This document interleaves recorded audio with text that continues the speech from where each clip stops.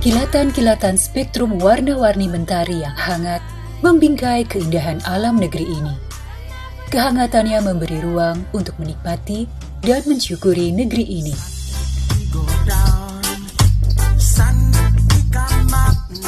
Bentang alam, hamparan gugus-gugus pulau, kumpulan entitas ekologi, dan keanekaragaman suku adalah potongan-potongan kekayaan negeri di ujung timur.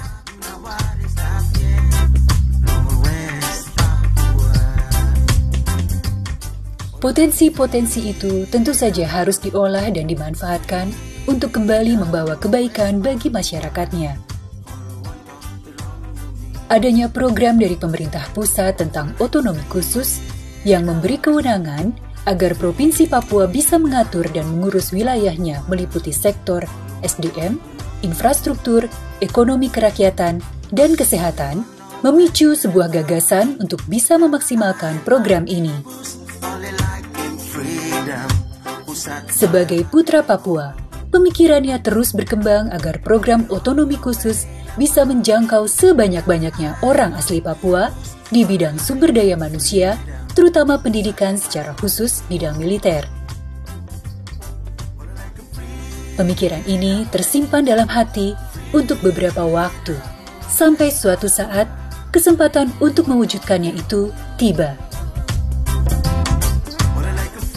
Alhamdulillah, akhirnya cita-cita saya dan niat saya ini terkabul oleh Tuhan Yang Maha Kuasa.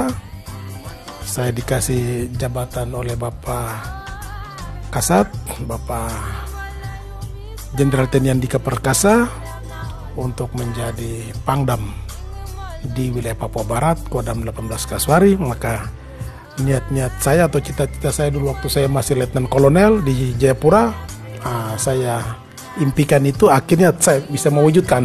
Saya bisa mewujudkan. Terlebih dahulu saya berkomunikasi lagi dengan orang otonomi khusus. Dari kantor Otsus saya bertanya kepada kawan-kawan di sana, Pak, kira-kira kalau kita merekrut adik-adik kita, saudara-saudara kita untuk menjadi prajurit TNI Angkatan Darat menggunakan dana otonomi khusus, ada nggak? Ada Pak, bisa, boleh katanya. Ya udahlah, kalau misalnya boleh ya berarti kita komunikasikan lebih lanjut lagi Pak. Saya bilang, nanti saya lapor ke Pak Gubernur. Yang penting kalau Bapak bilang dananya siap, ya saya lapor Pak Gubernur. Nah, ternyata mereka bilang siap. Oke lah, kalau gitu saya komunikasi dengan Pak Gubernur. Komunikasi segera dilakukan agar terkoordinasi dan terlaksanalah program 1000 anak asli Papua yang akan dididik menjadi 1000 orang tentara.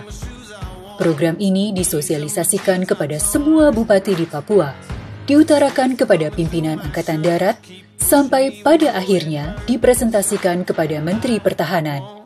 Semua menyambut baik dan penuh antusias.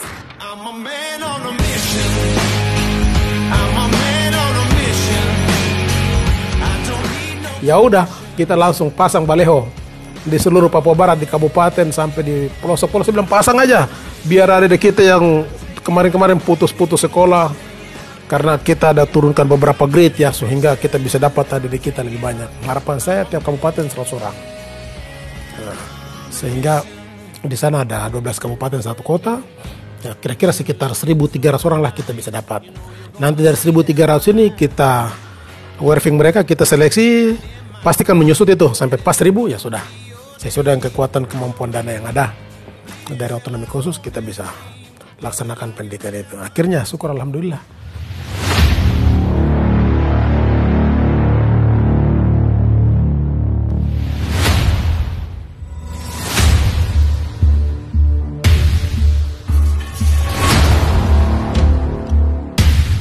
Kesempatan dididik untuk menjadi seorang tentara adalah kesempatan emas.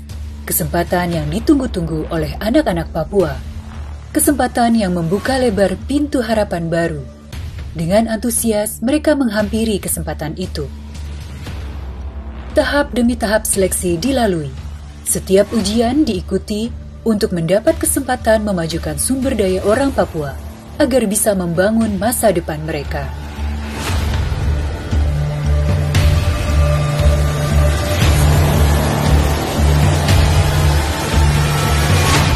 Kita kita mulai laksanakan rekrutmen, saya nampaknya sudah dipanggil sama Bapak Kasat untuk pindah posisi. Ya udah dilanjutkan oleh Bapak Pangdam yang berikut. Ya, jadi Pangdam yang berikut langsung melanjutkan apa yang sudah dicanangkan oleh saya.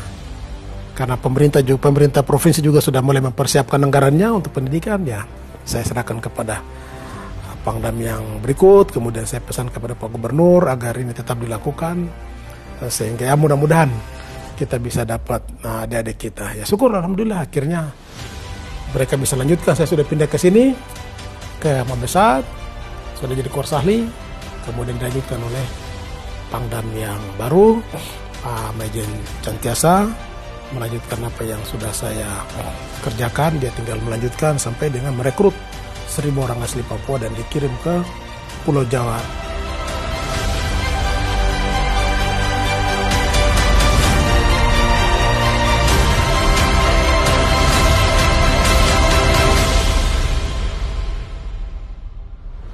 Jadi ini luar biasa ya, ide daripada adapun perintah Bapak Kasat ini dalam rangka untuk mempercepat pengisian ini. Ya, memang ide ini dituangkan oleh Pangdam yang sebelumnya, ya. Dan saya pas di sana menjabat, kita yang mengeksekusi, kita yang melakukan. Kita berharap pemuda-pemuda, pemudi yang terpilih memang betul-betul yang terbaik anak-anak Papua. Dan mudah-mudahan nanti mereka bisa kembali untuk mengisi kodim-kodim Koramil yang ada di Kodam 18 Kasuari. Gitu. 1.000 anak asli Papua telah menjalani tahapan seleksi serta sidang penentuan dan terpilih untuk mulai menjalankan pendidikan militer. Seluruh resimen Indokodam atau Rindam yang ada di Pulau Jawa menjadi kawah candera di muka bagi mereka. Bahwa kalian adalah putra-putra yang terpilih, yang terbaik, ya, generasi muda Papua Barat, ya, yang hari ini akan menjadi siswa, ya, 1.000 Bintara OSUS yang tercinta. Ya, tepuk tangan dulu. Yang lulus adalah kalian semuanya, anak-anak generasi muda Papua Barat. Kita sudah menandatangani kesepakatan bersama antara Gubernur, para Bupati, Wali Kota dengan Kepala Staf Angkatan Darat, dalam hal ini Kodam 18 Kasuari.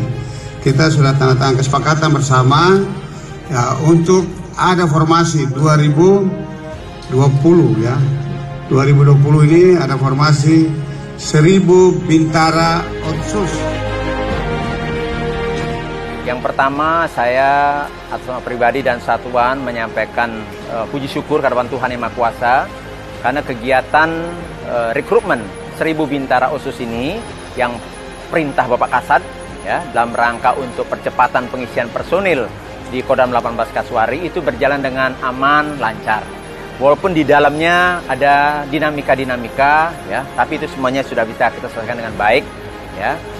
Dalam situasi COVID-19 ini, kita betul-betul juga mengawali dengan kegiatan pendisiplinan protokol kesehatan, ya, bagaimana kita merekrutmen adik-adik kita, mensporting dari mulai di Koramil, di Kodim, di Korem, kemudian sampai di tingkat Kodam, sampai tingkat pusat, ya, datang dari Mabesat, ya, tim yang langsung menyeleksi, melihat kegiatan daripada seleksi itu.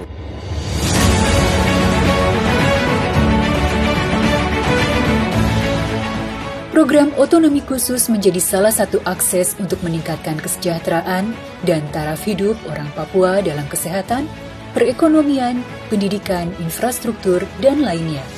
Program otonomi khusus pun bisa menjadi salah satu lompatan untuk meningkatkan indeks pembangunan manusia di Papua.